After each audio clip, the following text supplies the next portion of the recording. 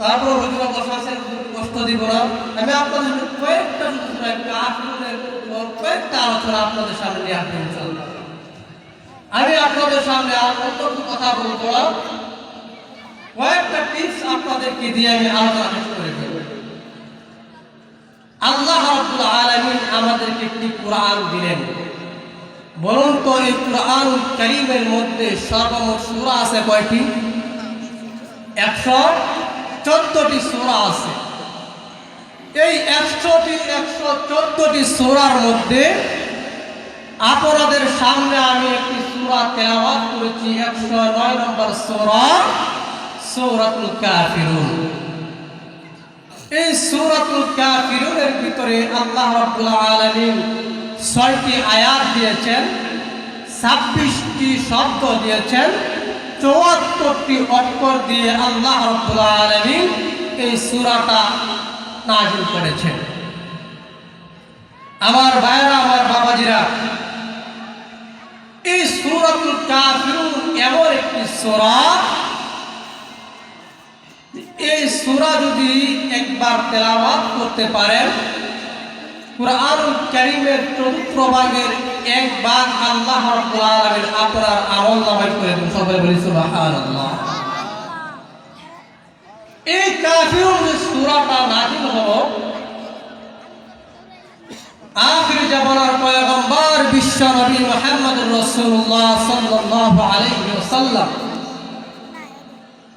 যখন দিনের দাওয়াত দিতেন, দুইটি জায়গার মধ্যে দিনের দাওয়াত দিতেন। একটি জায়গার নাম হচ্ছে মদিনা, আর একটি জায়গার নাম হচ্ছে মক্কা। আখির জামানার পয়গম্বর বিশ্ব নবী মুহাম্মদুর রাসূলুল্লাহ সাল্লাল্লাহু আলাইহি ওয়াসাল্লাম তিনি মক্কা জীবনে কুরআনের দাওয়াত, দিনের দাওয়াত দিতে গিয়ে কষ্ট করেছেন বেশি। আর এই দাওয়াত দিতে গিয়ে কাফের মুশরিকেরা দেখতে পেল আখির জামানার পয়গম্বর মুহাম্মদুর রাসূলুল্লাহ সাল্লাল্লাহু আলাইহি ওয়াসাল্লামকে আটকানো যায় না। বিশ্ব নবীকে আটকানোর জন্য, একটা সমালোচনা করার জন্য, একটা পরামর্শ করার জন্য মহানবী সাল্লাল্লাহু আলাইহি ওয়াসাল্লামের সাথে একটা বৈঠক বসলেন। আমি সরকারে বলে দিচ্ছি, আমার ভাইরা, আমার বাবাজিরা, ভালো করে লক্ষ্য করুন। আখির জামানার পয়গম্বর বিশ্ব নবী মুহাম্মদুর রাসূলুল্লাহ সাল্লাল্লাহু আলাইহি ওয়াসাল্লাম যখন মক্কার মধ্যে দাওয়াত দিতেন, লা ইলাহা ইল্লাল্লাহ মুহাম্মাদুর রাসূলুল্লাহ, লা ইলাহা ইল্লাল্লাহ, এক আল্লাহ ছাড়া কোনো মাবুদ নাই, কোনো ইলাহা নাই, কোনো আইন দাতা নাই, কোনো রিজিক দাতা নাই, কোনো বিধান দাতা নাই, মুহাম্মাদুর রাসূলুল্লাহ সাল্লাল্লাহু আলাইহি ওয়াসাল্লাম আল্লাহর প্রেরিত রাসূল। এইভাবে যখন মক্কার মধ্যে দিনের দাওয়াত দেওয়া শুরু করে দিলেন, আমার ভাইরা, কুরআন এমন এক মজার কিতাব, যে কিতাব কাফেররা যখন শুনে, যত ষড়যন্ত্র করে, যত বিরোধিতা করে, কিন্তু রব্বুল আলামিন এমন এক কুরআন আমাদের মধ্যে দিলেন, সেই কুরআনের তেলাওয়াত শুনে বড় বড় কাফের মুশরিকেরা কালেমার মালা গলায় নিয়ে নেয়। সুবহানাল্লাহ। আমার ভাইরা, আমার বাবাজিরা, এই মক্কার বড় বড় কাফের মুশরিকেরা চিন্তা করা শুরু করে দিল, মুহাম্মদ সাল্লাল্লাহু আলাইহি ওয়াসাল্লাম দিনের দাওয়াত থেকে আটকানো লাগবে, দিনের দাওয়াত থেকে থামানো লাগবে। আমরা একটা প্রচেষ্টা করি, বিশ্ব নবী রাহমাতুল্লাহ আলামিনকে, মানে আমরা একটা সমতা বসে যাই। তারা একসাথে বসলো, বিশ্ব নবী সাল্লাল্লাহু আলাইহি ওয়াসাল্লামকে 3টি প্রস্তাব করলেন। কয়টি প্রস্তাব করলেন? 3টি প্রস্তাব করলেন। এক নাম্বার প্রস্তাব করলেন, ইয়া মুহাম্মদ সাল্লাল্লাহু আলাইহি ওয়াসাল্লাম, এক নাম্বার প্রস্তাব হলো, তোমাদের কাছে এই মক্কার মধ্যে তোমাকে বিরাট আকারের একজন ধনী বানাইয়া দিবেন। কি বানাই দিবেন? ধনী বানাই দিবেন। দ্বিতীয় নম্বর প্রস্তাব করলেন, হে মুহাম্মদ, তুমি যদি ইসলাম ছেড়ে দাও, তাহলে তোমার কাছে আরেকটা প্রস্তাব করলাম। সেই প্রস্তাবটা হলো, মক্কার মধ্যে যত দরি দরি লোকেরা আছে, তোমার যেই মেয়েটা চয়েস হয়, যে সুন্দরী, যে রমণী বিবাহবদ্ধরে আবদ্ধ করব। 3 নম্বরে বললেন, হে মুহাম্মদ, তুমি যদি ইসলাম প্রচার করতে না পারো, ইসলাম প্রচার করতে আমরা মানে তোমরা করতে পারবে না, এখানে আরেকটা শর্ত হচ্ছে, তুমি এই যে দেখতেছো মক্কা নগর, এই মক্কা নগরের মধ্যে তোমাকে আমি সবার চেয়ে বড় লিডার বানিয়ে দিই। আমার বাবাজিরা,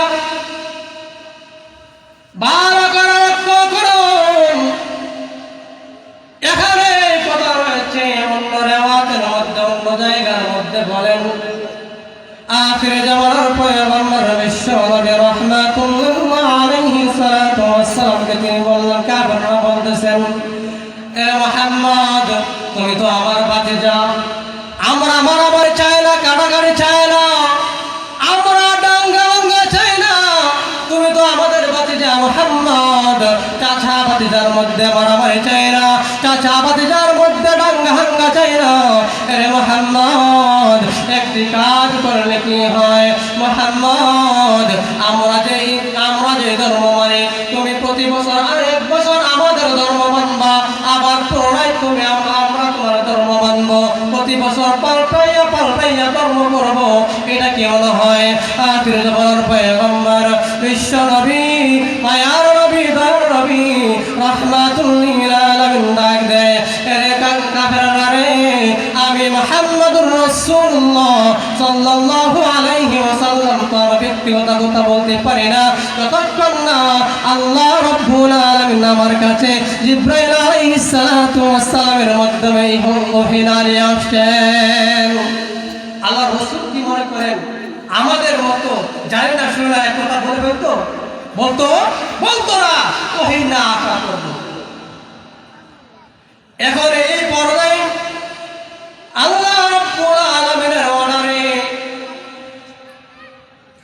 জিবরাইল আলাইহিস সালাতু ওয়াস সালামের মাধ্যমে আখির জামানার পয়গম্বর বিশ্ব নবী মুহাম্মদুর রাসূলুল্লাহ সাল্লাল্লাহু আলাইহি ওয়াসাল্লামের কাছে ওহী নিয়ে আসলো, কুল ইয়া আইয়ুহাল কাফিরুন,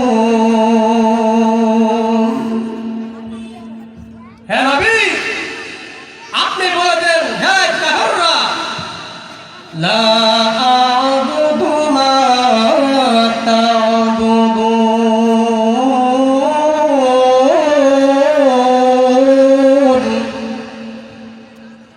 আল্লাহ রাব্বুল আলামিন বলেন, নবী তুমি বলে দাও, আমি তাদের ইবাদত করি না যার ইবাদত তোমরা করো,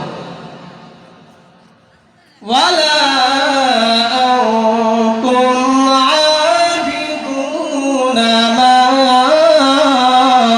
আ'বুদ,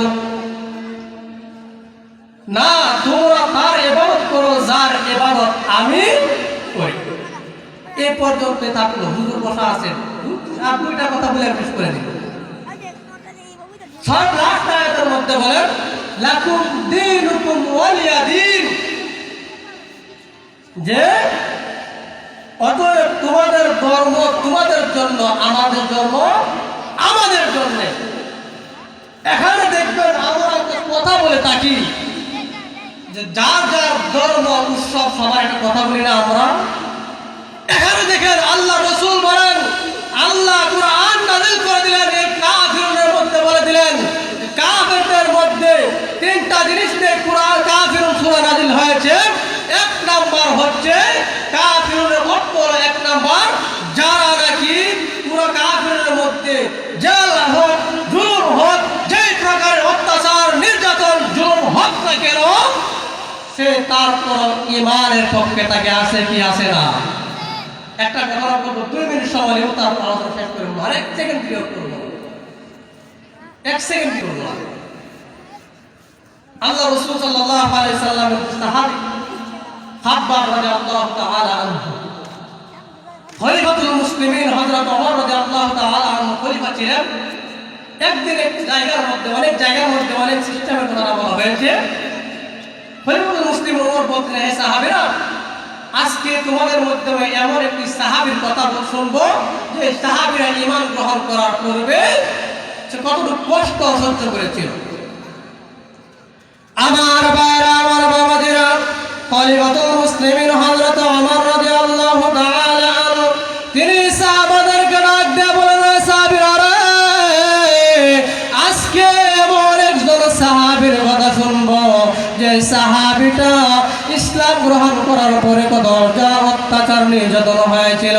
খাব্বাবকে ডাক দিয়ে বলেন, এরে খাব্বাব রে, ইসলাম গ্রহণ করার পরে তোমার কি হয়েছিল? তোমার শরীরে কিসের ছিদ্র ছিদ্র পথ দেখা যায়? খাব্বাব ডাক দিয়ে বলেন, ওগো খলিফাতুল মুসলিমিন ওমর, ও খলিফাতুল মুসলিমিন ওমর, আমি যেদিন ইসলাম গ্রহণ করলাম, ইসলাম গ্রহণ করার পরে আমার বাড়ি কেউ মরে নাই, আমার বাবা মরে নাই, আমার আত্মীয় স্বজন মরে নাই। খলিফাতুল মুসলিমিন ইসলাম যখন আমি গ্রহণ করলাম, আমি যখন ইসলাম ছাড়ি নাই, আমাকে আগুনের শিকালো দ্বারা আমাকে পুরানো হয়েছিল, আমার একের পর এক চামড়াগুলা পুড়ে দেওয়া হয়েছিল, আমার যে শরীরে গোশতগুলো আছে, হাড্ডিগুলো আছে, খলিফাতুল মুসলিমিন একের পরে পুড়ে দিয়েছিল। তারপর আমি ঈমান চাই নাই, খলিফাতুল মুসলিমিন ঈমান চাই নাই, ঈমান চাই, আমি ঈমানের পথে অটল রয়েছি। আমার বাবা, আমার বন্ধুরা, আমি এখান থেকে একটা মেসেজ দিয়ে দিতে চাই, এই পৃথিবীর মধ্যে যত প্রকার নাস্তিক বলেন, কাফের বলেন, মুরতাদ বলেন, মুনাফিক বলেন, যেই প্রকারের মুনাফিকরা আমাদের জন্য ইসলাম বিরোধিতা করার জন্য, ইসলামকে প্রচারণা করার জন্য এক হাত করে এক হাত বন্দি ঘাটে, এক হাত করে এক রকমের কথা বলে, এমনকি কুরআনের তাফসীর, কুরআন মাহফিলের মধ্যে বাধা দেওয়ার জন্য চেষ্টা করে, কথা বলেন ঠিক কিনা? আমার ভাইরা, আদিকাল থেকে যেভাবে সাহাবায়ে কেরামদের উপর অত্যাচার নির্যাতন হয়েছিল, ঠিক আমাদের সমাজেও দেখবেন ইব্রাহিম আলাইহিস সালামের হাতে ছিল নমরুদ, ফেরাউনের মুসা আলাইহিস সালামের সাথে ছিল ফেরাউন, মুহাম্মদ মুস্তাফা সাল্লাল্লাহু আলাইহি ওয়াসাল্লামের সাথে ছিলেন আবু জাহেল। তদ্রূপ করে আজ বিশ্বের মধ্যে যারা নাকি ইসলামের হক কথাগুলো বলছে, কুরআনের হক কথাগুলো বলছে, যারা নাকি দ্বীনের কাজ করার জন্য কথা বলছে, তাদেরকে গিয়ে দেখেন অত্যাচার নির্যাতন করে, জিনার মামলা, লুটপাটের মামলা দিয়ে তাদেরকে আজকে জেলে বন্দী করে রাখা, কথা ঠিক কিনা? আল্লাহ রাব্বুল আলামিন যেন আমাদের সকলকে কুরআন ও হাদিস বুঝে শুনে আমল করার মতো তৌফিক দান করুন। সকলে বলে আমিন। ওয়া আখির দাওয়ানা আলহামদুলিল্লাহি রাব্বিল আলামিন।